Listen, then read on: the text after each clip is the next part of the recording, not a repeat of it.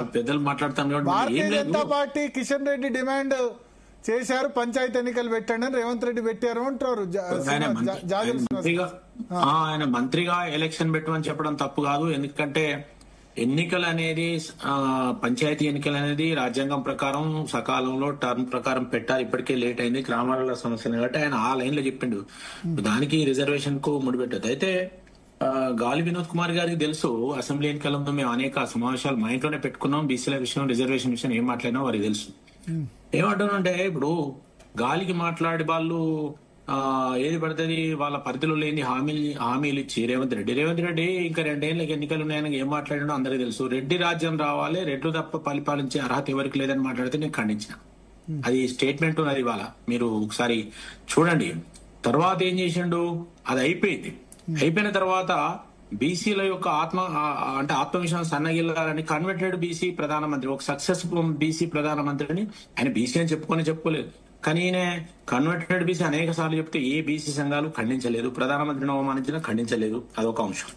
సరే, మనం తెలంగాణ వరకు వచ్చినప్పుడు బీసీలకు 43% ఇస్తామని 42% ఇస్తామని చెప్పింది వాళ్ళే కాబట్టి దాని ప్రక్రియ వాళ్ళ చేతుల్లో లేదని వాళ్ళు మాట్లాడి కేంద్రం మీద నెట్టే చేతులు లుప్పుకునే ప్రయత్నం చేసిండ్రు. రెండోది, ఇవన్నీ జరిగినా కూడా మేము ఏమంటామంటే బీసీలకు కాంగ్రెస్ పార్టీ ఆ 75 సంవత్సరాలు అంటే 52 మొదటి ఎన్నికలు జరిగిన నుంచి ఇప్పటి వరకు ఒక బీసీని ముఖ్యమంత్రి చేయాలి. మేము అడిగినాం, నరేంద్ర మోడీ గారు ఇక్కడికి వచ్చి ఇదే బీసీ సంఘాలు, శ్రీనివాస్ గారు ఉన్నారనుకుంటా ఆ మీటింగ్ లో ఎల్బీ స్టేడియంలో, రాజేందర్ గారి నుంచి నన్ను ముఖ్యమంత్రి చేస్తే మీరు గెలిపియండి అని చెప్పాడు.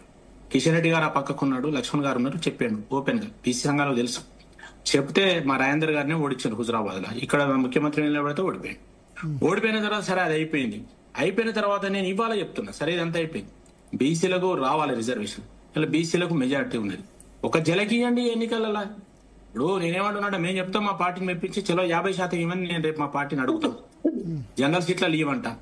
జనరల్ సీట్లల్లో ఇచ్చిన తర్వాత మీరు కాంగ్రెస్ పార్టీ ఎన్ని ఇస్తుందో అడగండి. అప్పుడు ఆ సీట్లలో గెలిపియండి, మా సంఘాలని చెప్పి గెలిపియండి. ఎవరు ఎన్ని సీట్లు ఇస్తారో చూసి దాని ప్రకారం గెలిపించి కాంగ్రెస్ పార్టీ బుద్ధి చెప్పండి. కాబట్టి బాధ్యతారహితంగా మాట్లాడి తప్పించుకొని ఆయన బాడగా చెప్పిండు ఆయన అంతకుముందు. కాబట్టి వినొస్తుందా అండి? అనిపిస్తుంది. చెప్పండి. అంటే నాకు డౌట్ వచ్చింది. అయితే ఇప్పుడు నేనేమంటున్నా అంటే ఈ 43% టెక్నికల్ గా రిజర్వేషన్ రాకున్నా కూడా రేపు 50 కాదు 60% నిలబెట్టండి. మేము కూడా టికెట్ ఇవ్వని చెప్పి తెలుసు కదా సార్. గుర్తు లేకున్నా కూడా ఏ పార్టీ ఎవరు నిలబడతాననే ఊళ్ళో అందరికి స్పష్టంగా తెలుసు.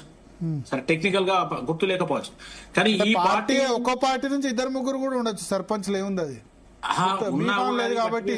కానీ కెపాసిటీ ఉన్న వాళ్ళు, ఇప్పుడు నేను ఒక విషయం చెప్తున్నా, మీరు ఇవన్నీ మాట్లాడుతున్నారు కదా, ఇప్పటి వరకు మొన్న 42-43% సర్పంచులు బీసీలు ఉన్నారు అనేది ఒక లెక్క చెప్పింది. కానీ ఇవాటి వరకు వాళ్ళు అప్పుల పాలయ్యి ఆత్మహత్యలు చేసుకునే పరిస్థితి వచ్చింది. వాళ్ళ బిల్స్ ఆ గత ప్రభుత్వం ఇవ్వలేదు, ఈ ప్రభుత్వం ఇవ్వలేదు వాళ్ళకి. ఇప్పుడు కేంద్ర ప్రభుత్వం టెన్షన్ గా ఆర్థిక సంఘం ద్వారా వాళ్ళు డబ్బులు ఇస్తున్నారు, వీళ్ళు ఇస్తలేదు. అంటే సర్పంచులను రాష్ట్ర ప్రభుత్వాలు వీక్ చేస్తున్నాయి. వాళ్ళకి ఇవ్వాల్సిన, న్యాయంగా ఇవ్వాల్సిన నిధులు ఇస్తలేవు. డైరెక్ట్ నరేంద్ర మోడీ గారు గ్రామ పంచాయతీలకు నిధులు డైరెక్ట్ అకౌంట్ కి వేసినా కూడా కలెక్టర్ తో ఆపిస్తున్నాయి.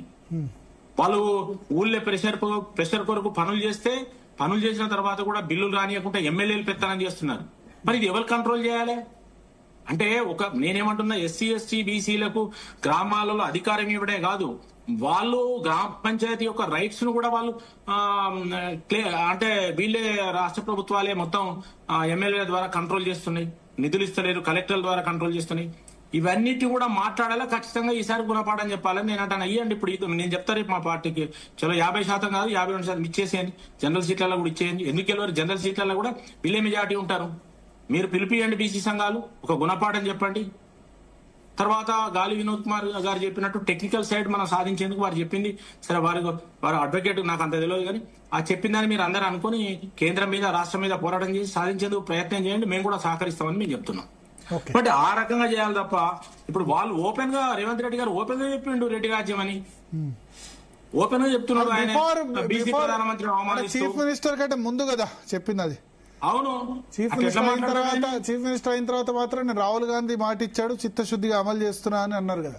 ఇప్పుడు చెప్పలేదా రాహుల్ గాంధీ పార్లమెంట్ లో మాట్లాడతలేనా? రాహుల్ గాంధీ పార్లమెంట్ లో మాట్లాడితే ఓసీలో ఓట్లు పోతాయని ఆయన చూసుకుంటాడు ఆడ మళ్ళా. ఇప్పుడు పైకి మనకు అర్థమైతే లేదా? మరి అర్థమైనప్పుడు నేనేమంటానంటే, మీరెందుకు, నేను బీసీ అనేది కేటగిరీ, మీరు ఆర్గనైజ్ చేయండి, క్యాస్ట్ ఆర్గనైజ్ చేసి బీసీ సంబంధించిన కింద ఉన్న ఆర్గనైజ్ ఒక్కసారి వాళ్ళకి జలకేయండి. వీళ్ళ మాట వినకపోతే మేము ఓడిపోతామని చెప్పండి. మరి కాంగ్రెస్ పార్టీని మన 50% పైన ఉన్నోళ్లే కదా గెలిపించింది, రాష్ట్రంలో అధికారం తీసుకొచ్చింది, రాష్ట్రం అధికారం తీసుకొచ్చింది కదా. మేము బీసీని ముఖ్యమంత్రి చేస్తామంటే మెజారిటీ కమ్యూనిటీ ఉన్న వ్యక్తిని, అనుభవం ఉన్న వ్యక్తిని చేస్తామంటే కూడా ఓడించారు కదా.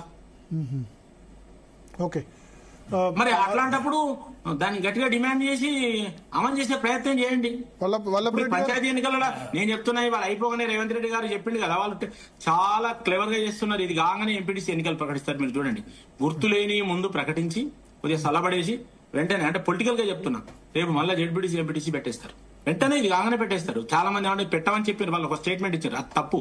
వాళ్ళు మభ్యపెట్టడానికి చెప్పిండ్రు, అది రిజర్వేషన్ తేలినాకనే పెడతాం అన్నట్టు మాట్లాడి దీన్ని సలబడేసారు. కానీ ఇది అయిపోయినాక అది వెంటనే పెడతారు వాళ్ళు.